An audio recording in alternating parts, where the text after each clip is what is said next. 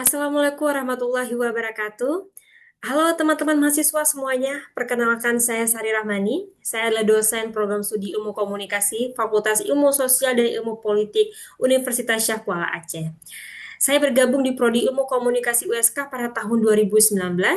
Izin juga menyampaikan saat ini saya sedang dalam tugas belajar melaksanakan studi doktoral di jurusan Ilmu Komunikasi Universitas Indonesia. Baiklah rekan-rekan mahasiswa semuanya, sebelum masuk ke dalam perkuliahan, izinkan saya membacakan rancangan pembelajaran semester atau RPS mata kuliah komunikasi organisasi.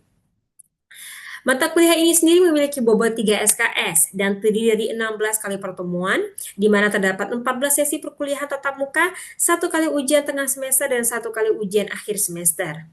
Adapun tentang mata kuliah ini adalah, mata kuliah ini menjelaskan aspek-aspek dalam organisasi dan implikasinya pada komunikasi organisasi, tidak hanya komunikasi di dalam organisasi atau communication in organization, tetapi juga komunikasi dengan lingkungannya atau external communication. Sistem komunikasi organisasi ini dipengaruhi oleh karakter-karakter organisasi. Dan oleh karena itu, mata kuliah ini diawali dengan pemahaman tentang organisasi, aspek-aspek organisasi yang meliputi pertumbuhan organisasi yang dikaitkan dengan inovasi, konflik dan pengambilan keputusan, iklim dan budaya organisasi. Metode pembelajaran adalah non-case method atau team-based project dengan capaian pembelajaran mata kuliah atau CMK terdiri dari dua. Yang pertama adalah CPMK 18, di mana mahasiswa mampu mengidentifikasi dan menjelaskan konsep dasar komunikasi organisasi. Kemudian CPMK 19, mahasiswa mampu menganalisis fenomena dan kasus yang terjadi dalam komunikasi. Sedangkan untuk asesmen dilakukan evaluasi dengan melihat CPMK. Yang pertama adalah CPMK 18 sebanyak 40%, di mana partisipasif terdiri dari 50%, ujian tengah semester terdiri dari 50%, kemudian dilanjutkan dengan asesmen untuk CPMK 19 sebanyak 60%, di mana tugas mendapatkan bobot 50% dan ujian akhir semester mendapatkan bobot sebesar 50%. Adapun sub CPMK pada mata kuliah komunikasi organisasi terdiri dari 9. Yang pertama adalah mahasiswa mampu menjelaskan konsep organisasi, kemudian mahasiswa mampu mengidentifikasi dan menjelaskan definisi komunikasi organisasi dan pendekatan dalam komunikasi organisasi. Kemudian mahasiswa mampu menjelaskan teori-teori yang berkaitan dengan komunikasi organisasi. Kemudian mahasiswa mampu memahami, mengidentifikasi dan menganalisis budaya organisasi. Yang nomor 5, mahasiswa mampu memahami, mengidentifikasi, dan menganalisis iklim organisasi dan iklim komunikasi organisasi. Yang keenam, mahasiswa mampu mengidentifikasi dan menganalisis fungsi, pesan, dan peranan jaringan komunikasi dalam organisasi. Yang ketujuh, mahasiswa mampu memahami, menganalisis, dan mengevaluasi jaringan komunikasi formal dan informal. Yang kedelapan, mahasiswa mampu memahami dan menganalisis tentang konsep kepemimpinan dalam organisasi. Dan yang terakhir, mahasiswa mampu menganalisis dan mengevaluasi proses komunikasi organisasi. Baiklah, pada hari ini saya akan melaksanakan perkuliahan untuk mata kuliah komunikasi organisasi. Namun sebelum perkuliahan dimulai, mari kita berdoa agar perkuliahan ini berjalan dengan lancar. Berdoa dimulai menurut agama, kepercayaan dan percayaan masing-masing. Berdoa dimulai. Berdoa selesai. Baik, pada pertemuan pertama ini, mahasiswa diharapkan mampu memahami konsep organisasi, maka itu materi yang akan disampaikan adalah definisi komunikasi organisasi beserta disiplin ilmu, kemudian dilanjutkan dengan elemen organisasi. Izinkan saya untuk membagikan presentasi PowerPoint kepada teman-teman mahasiswa semuanya. Semoga sudah terlihat.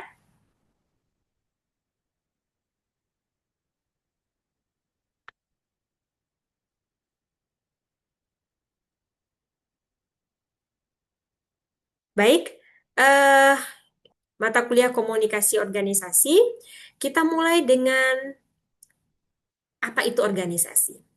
Jadi, kata organisasi itu berasal dari bahasa Yunani. Kita sering mendengar konsepnya, kita sering dengar katanya, tapi apakah kita tahu berasal dari bahasa apa? Ya, berasal dari bahasa Yunani yang artinya itu alat atau instrumen. Namun terus berkembang, kemudian kata ini diadopsi ke dalam bahasa Inggris yang menjadi organization yang merujuk pada suatu sistem tersusun rapi, terdiri dari bagian-bagian yang bekerja sama untuk mencapai tujuan tertentu. Baik, saya langsung saja ke definisi organisasi. Di sini saya menyajikan 3 definisi organisasi. Ada 3. Kita lihat definisi yang pertama dari James D. Mooney yang mengungkapkan bahwa organisasi adalah bentuk setiap persekutuan manusia untuk mencapai tujuan bersama. Adakah dari rekan-rekan mahasiswa di sini yang dapat memberitahukan kepada saya kata kunci dari definisi yang pertama ini? Ya, jadi pada definisi yang pertama kita mendapatkan kata kunci yaitu adalah pertama persekutuan, kemudian manusia, kemudian tujuan bersama. Jadi yang disebut dengan organisasi adalah ketika manusia bersekutu, kemudian memiliki uh, usaha untuk mencapai tujuan bersama. Nah, ini adalah kata kunci dari definisi yang disebutkan oleh James D. Mooney. Kemudian kita lanjut ke definisi yang kedua, oleh Stoner yang mengatakan bahwasanya organisasi adalah suatu pola hubungan yang melalui mana orang-orang di bawah pengarahan atasan mengejar tujuan bersama. Jadi ada yang namanya itu adalah, nah saya tidak, saya coba dulu ke mahasiswa, apakah di sini ada yang bisa memberitahukan kepada saya kata kunci untuk definisi yang kedua? Ya, kata kunci untuk definisi yang kedua, yang pertama itu adalah pola, yang kedua adalah hubungan, yang ketiga adalah orang, kemudian pengarahan, kemudian atasan, kemudian tujuan bersama. Nah, jadi ada beberapa kata kunci baru ya yang berbeda dengan definisi sebelumnya. Jadi pada definisi yang kedua ini lebih kompleks, lebih banyak kata kuncinya. Ya seperti tadi pola hubungan. Jadi yang namanya organisasi di sini ditekankan juga ada yang namanya tuh hubungan. Kemudian ada yang namanya itu arahan dari atasan untuk mengejar tujuan bersama. Ya, kalau tujuan bersama tadi juga sudah disampaikan pada definisi yang pertama.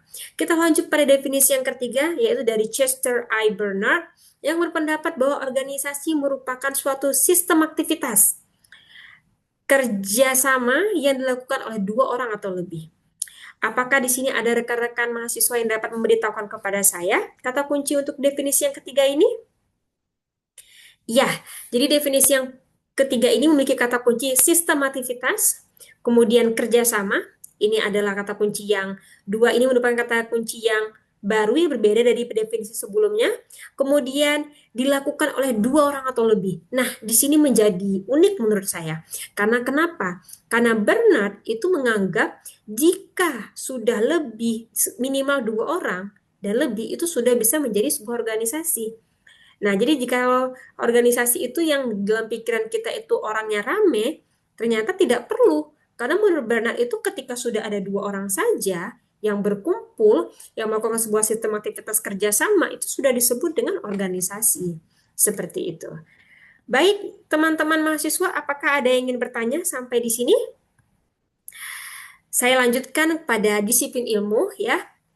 Ya, jadi di disiplin ilmu yang berbicara tentang organisasi ini umumnya ada di ilmu sosial, yaitu di bidang sosiologi, manajemen, ilmu politik, psikologi, dan ilmu komunikasi.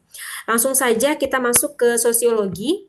Jadi di sosiologi ini organisasi itu dianggap sebagai arena terjadinya yang namanya nilai terbentuk, peran terbentuk, norma terbentuk, dan itu dipertahankan. Dan kemudian ini mempengaruhi perilaku sosial. Saya beri contoh seperti ini deh.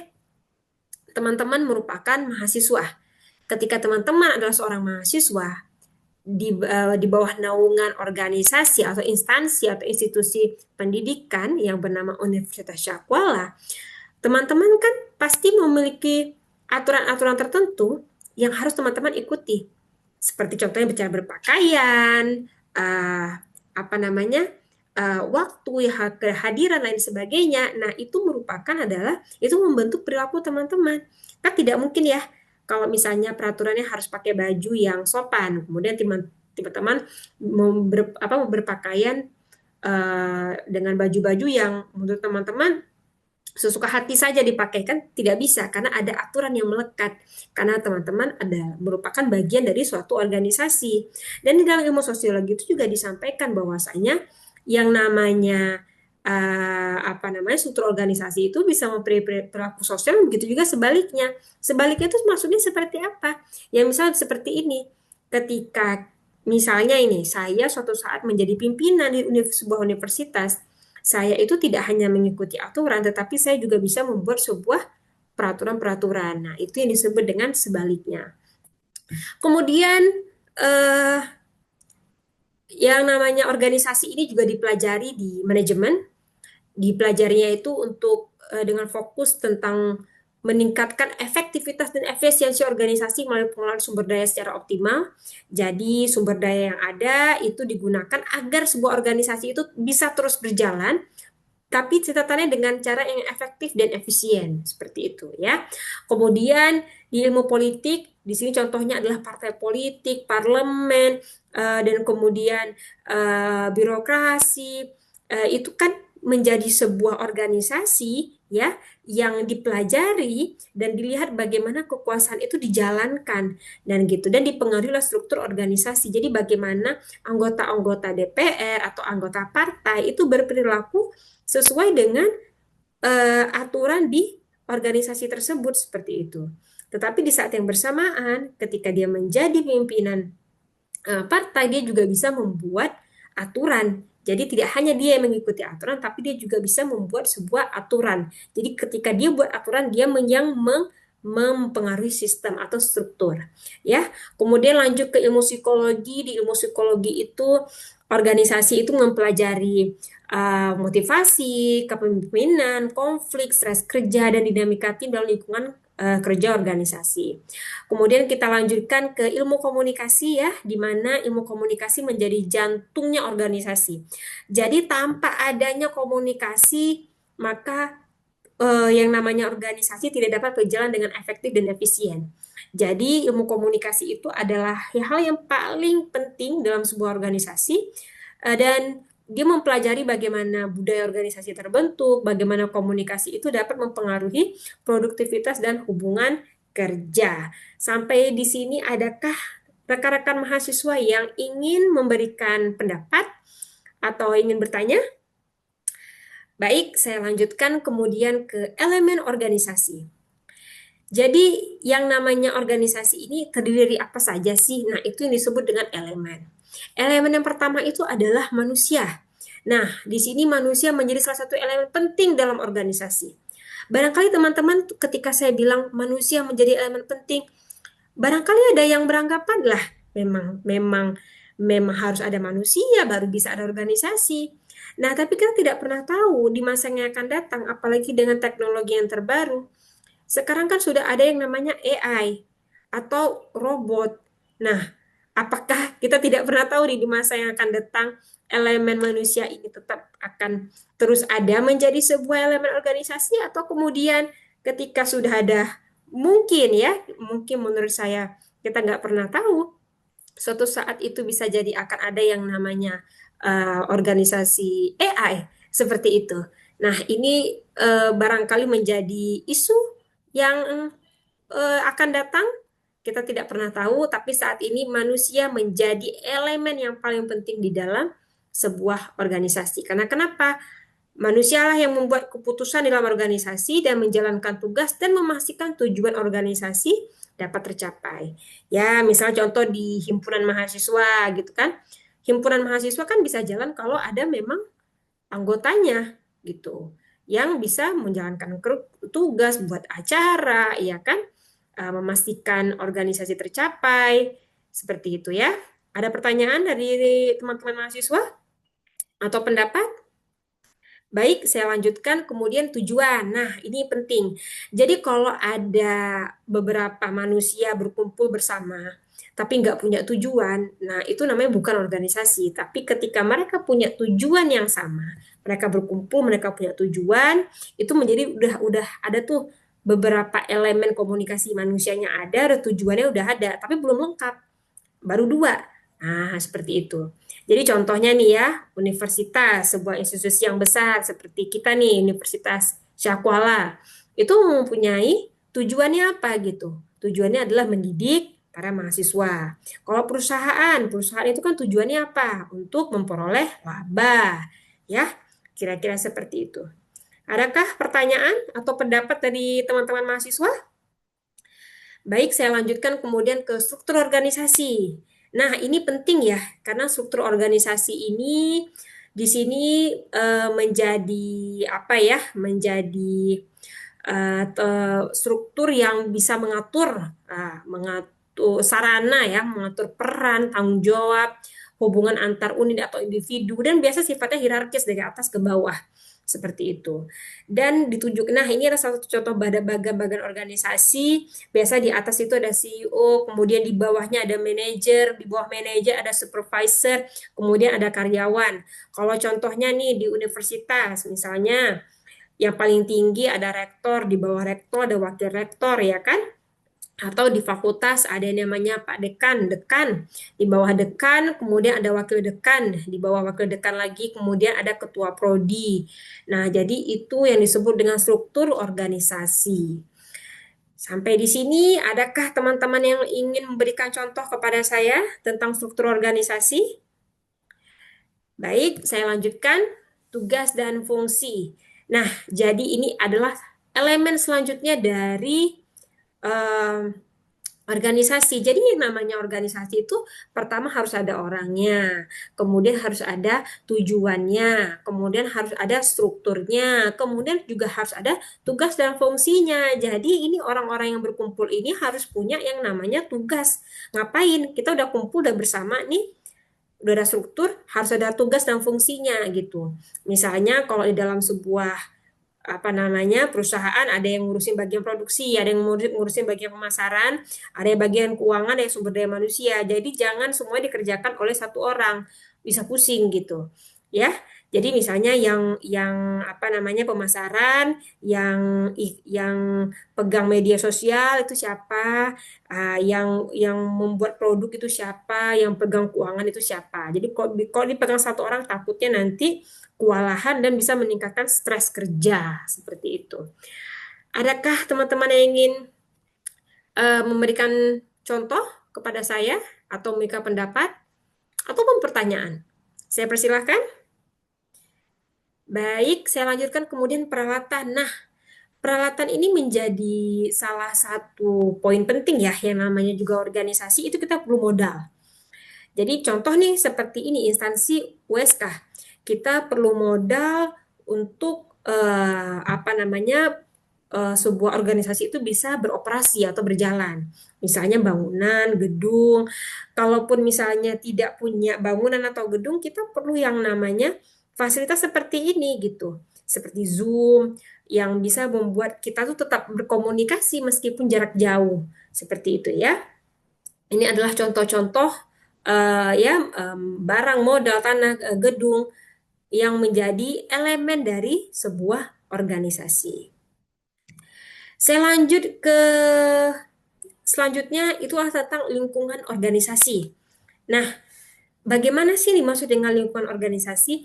Jadi seperti ini, rekan-rekan mahasiswa semuanya.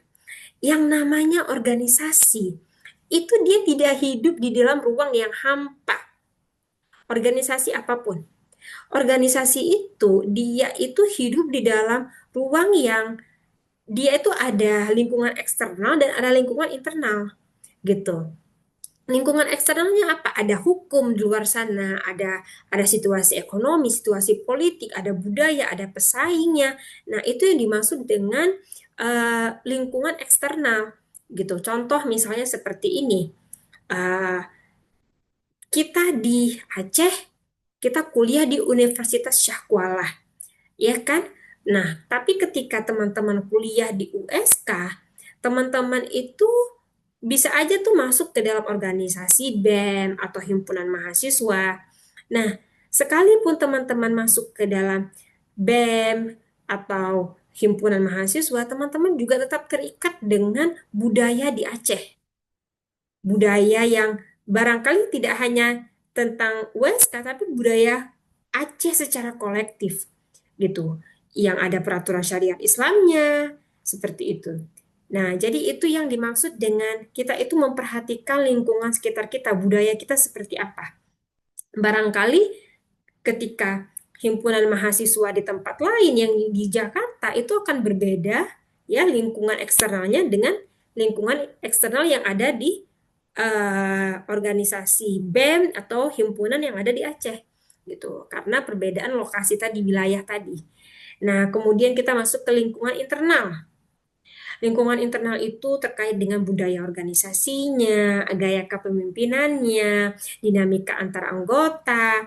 Nah, kalau budaya organisasi ini kan lebih kepada organisasi itu dia apa namanya lebih kemana sih gayanya? Apakah dia itu lebih terbuka ya, atau dia tuh sangat kaku, atau dia itu apa namanya mempunyai gaya yang sangat eh, apa namanya keagamaan ah, atau budayanya macam-macam seperti itu atau gaya kepemimpinannya seperti apakah mudah untuk diajak berkomunikasi atau juga kaku atau ya jadi ini disebut dengan lingkungan internal jadi intinya yang harus dipahami adalah organisasi ini tidak hidup di dalam ruang yang hampa jadi dia terikat dengan lingkungan yang ada di luarnya dan juga terikat dengan lingkungan yang ada di dalamnya. Nah, lingkungan ini itu juga bisa menentukan apakah organisasi ini dapat bertahan atau bisa terus berjalan segitu. Jadi misalnya kayak ada beberapa organisasi yang karena keluar peraturan tertentu, ya kan? Keluar peraturan tertentu itu organisasi harus tutup. Nah, barangkali ayo coba dicari tahu organisasi apa yang karena keluar dari apa muncul nih peraturan-peraturan dari pemerintah setempat yang membuat organisasi tersebut tidak bisa terus beroperasi. Oke, ayo saya mau dengar dari teman-teman mahasiswa, barangkali ada yang bisa menyebutkan. Baik, kemudian, nah ini adalah tugas dalam eh, sesi kali ini, sesi pertemuan perkuliahan kali ini. Saya minta kepada mahasiswa ya itu untuk menuliskan satu contoh organisasi yang teman-teman ketahui dan kemudian tolong diidentifikasi elemen-elemen organisasi tersebut yang tampak nyata yang bisa kita lihat ya. Jadi tolong ini di apa namanya dituliskan dan kemudian setelah kita teman-teman tuliskan ini akan menjadi bahan diskusi kita di kelas ini dan saya akan minta teman-teman untuk apa namanya menjelaskan ke saya apa yang sudah teman-teman tuliskan. Baik, sekian dari saya materi tentang definisi dan elemen organisasi hari ini. Saya harap teman-teman dapat memahami ya apa namanya eh, dapat memahami apa yang sudah saya sampaikan. Selain itu, saya juga jangan lupa tugasnya dikerjakan, eh, ditulis kembali ya tugasnya dan minggu depan saya akan menanyakan lagi apa yang sudah saya sampaikan hari ini. Seperti biasa, absen di SIM kuliah secara online jangan lupa. Saya mohon maaf jika ada kata-kata yang kurang berkenan atau kesalahan-kesalahan yang saya lakukan. Saya izin. Assalamualaikum warahmatullahi wabarakatuh.